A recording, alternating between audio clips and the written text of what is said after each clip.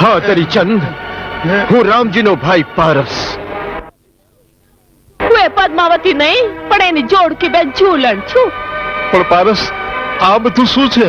તારા પાપને ખાડામાં દાટી રહ્યો છું. દીકરા, તમારા બેયના સમ ખાઈને કહું છું, રામજીના ખૂનની મને કાંઈ ખબર નથી.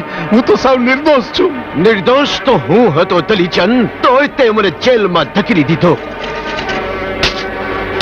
આ તારા પૈસાના જોરે. દીકરા, મને માર નહીં. તું કેતો તો તારું કરજ માફ કરી દઉં, તારું ઘર પાછું દઈ દઉં, અને તું કેતો તો મજાની હવેલી બંધાઈ દઉં. એમાં એ મજાનો આનંદથી રે ને લીલા લેર કર. મને માર નહીં ભાઈ સાહેબ, મને મૂકી દે. હજી ઘણા કામ બાકી છે. આ શું કરે છે? આ શું કરે છે? આવું નવો દલીચંદ શેઠ, પૈસો છે તો બધું છે ને.